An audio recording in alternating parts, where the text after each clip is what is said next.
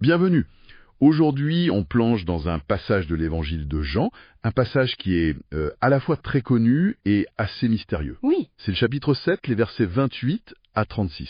c'est ça. Et notre source, c'est une discussion enregistrée, une sorte d'étude biblique, où des passionnés, ils décortiquent le texte, vraiment phrase par phrase. Et c'est le passage parfait pour ça. Parce qu'à première vue, on pourrait se dire que ça part un peu dans tous les sens. Ah oui? Il y a de la colère, des déclarations un peu énigmatiques, mais la discussion qu'on analyse, elle montre qu'en fait, il y a une architecture très précise derrière tout ça. Chaque mot est pesé. Chaque mot est pesé et nous emmène quelque part. Exactement, c'est exactement ça.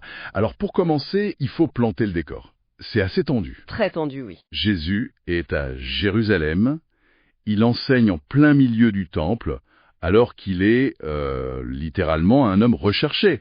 Les autorités veulent l'arrêter. C'est ça. Et la source, elle insiste beaucoup sur son audace à ce moment-là. Il élève la voix, il ne se cache pas. Pas du tout. C'est quand même incroyablement culotté. C'est plus que culotté, c'est presque une provocation.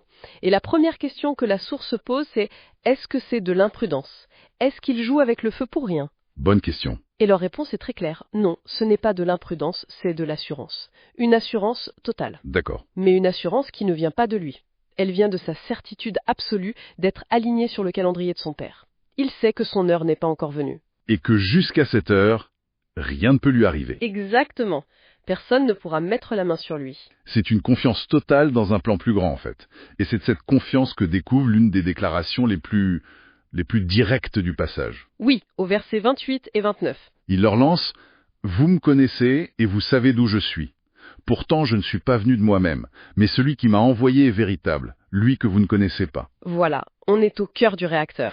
D'accord, alors là, il faut qu'on s'arrête une seconde, parce que cette phrase, elle est d'une audace folle. Ah oui, Il est en train de leur dire en face « Votre connaissance de moi, de mon village, de ma famille, tout ça, c'est superficiel. vous avez les bonnes infos, mais vous n'avez rien compris à l'essentiel. C'est ça. Vous ne connaissez pas la source. C'est incroyablement direct. C'est un retournement complet. Il leur dit les oppos vous pensez savoir, mais votre savoir est vide. Et ce qui est fascinant et que la source met vraiment bien en lumière, Oui, c'est que ce thème de la dépendance, je ne suis pas venu de moi-même, je ne fais rien de moi-même, oui, ce n'est pas une idée isolée. ah non. C'est le véritable refrain de tout l'évangile de Jean. La discussion qu'on analyse a fait ce travail de compilation et c'est impressionnant. Ah oui, on voit le motif se dessiner. Il cite par exemple Jean 5, 19, « Le Fils ne peut rien faire de lui-même. Il ne fait que ce qu'il voit faire au Père. » C'est limpide. C'est limpide. Et ça continue. Jean 5, 30. Je ne peux rien faire de moi-même. Je juge d'après ce que j'entends. Ou un peu avant dans notre chapitre, Jean 7, 16. Ma doctrine n'est pas de moi, mais de celui qui m'a envoyé. Et au chapitre 8, c'est encore plus fort. Oui.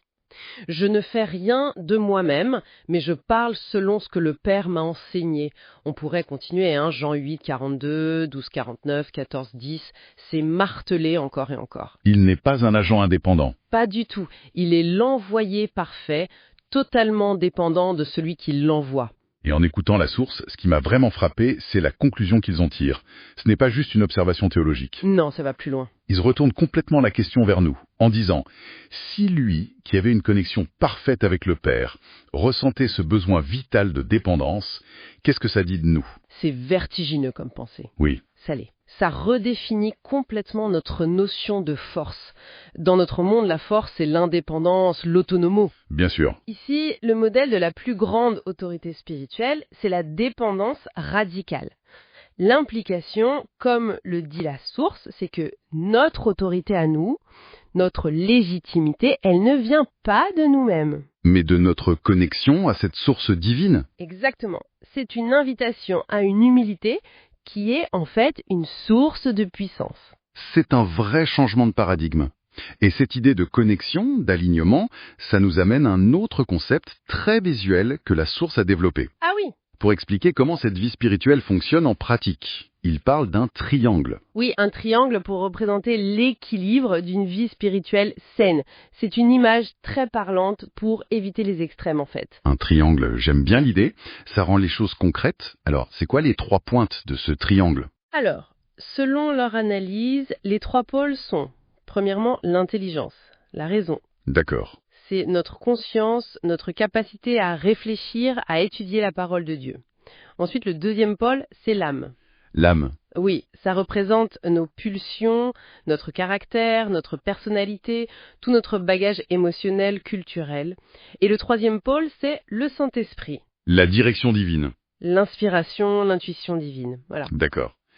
La tête, le cœur et l'esprit, si on veut simplifier.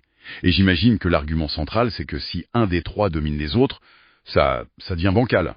C'est exactement ça. La source est très claire là-dessus. Aucune de ces composantes ne peut fonctionner sainement de manière isolée. L'intelligence seule, c'est le risque de devenir un théologien froid, un pharisien moderne, tu vois. Oui, qui connaît tout, mais qui ne vit rien. Voilà. L'âme seule, ce sont juste nos pulsions, nos émotions qui prennent le dessus. On peut être très éduqué, mais on reste esclave de notre propre caractère. Mais attends, cette idée que le Saint-Esprit seul peut être source d'égarement, ça c'est assez contre-intuitif pour beaucoup de croyants. Ah oui, complètement. On a l'image que si ça vient de l'esprit, c'est forcément bon. Est-ce que la source donne un exemple concret à m'amener? Oui, et l'exemple qu'il donne est à la fois personnel, frappant et, il faut le dire, assez drôle. Ah oui. C'est une anecdote vécue par l'un des intervenants.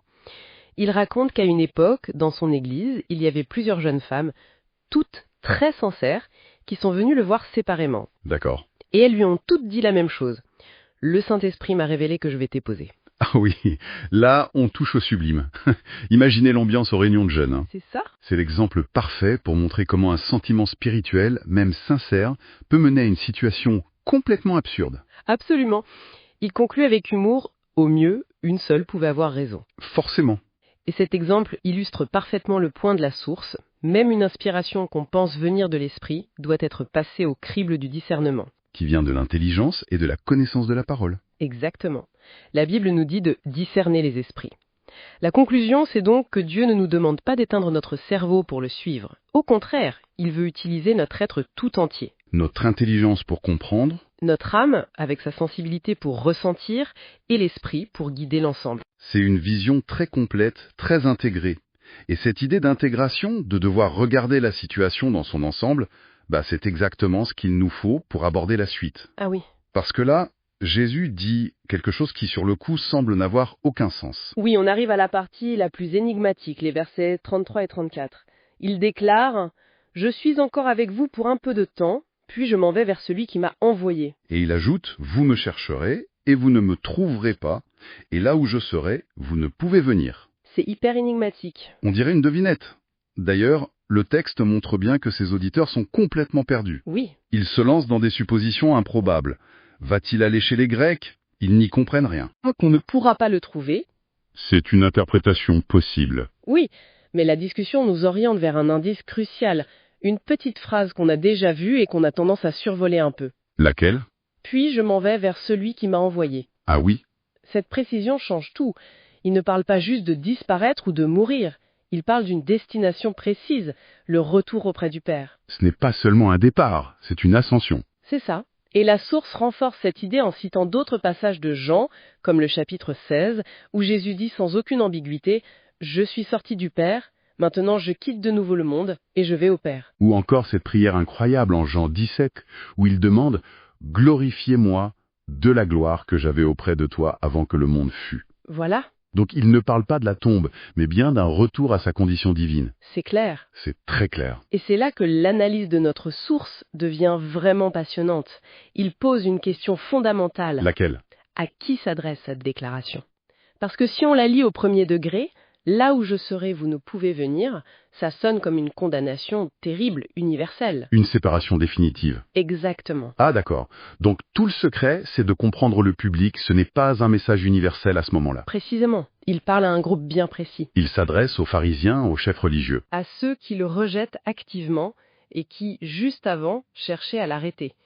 Pour eux, cette déclaration est un jugement. La porte est fermée. Le chemin est bloqué. Voilà. Mais ce qui est extraordinaire, c'est que pour ses disciples, pour ceux qui le suivent, il tient un discours radicalement opposé. C'est vrai, la source met ça en parallèle et le contraste est saisissant. On pense à ce qu'il dit à Pierre un peu plus tard. Oui, Là où je vais, tu ne peux me suivre maintenant, mais tu me suivras plus tard. le jamais catégorique se transforme en un pas tout de suite. C'est un changement complet de perspective. C'est un monde de différence. Et ça devient encore plus explicite avec le fameux passage de Jean 14, qu'on connaît tous. Dans la maison de mon père, il y a plusieurs demeures. Mhm. Je vais vous préparer une place. Afin que là où je suis, vous y soyez aussi. C'est l'exact opposé de là où je serai, vous ne pouvez venir. C'est une promesse formelle qu'ils pourront et même qu'ils devront le rejoindre. C'est fou la différence de ton... D'un côté, une porte fermée à double tour. Et de l'autre, une promesse et une invitation personnelle. Et la clé de voûte de tout ça, c'est la réponse qu'il donne à Thomas.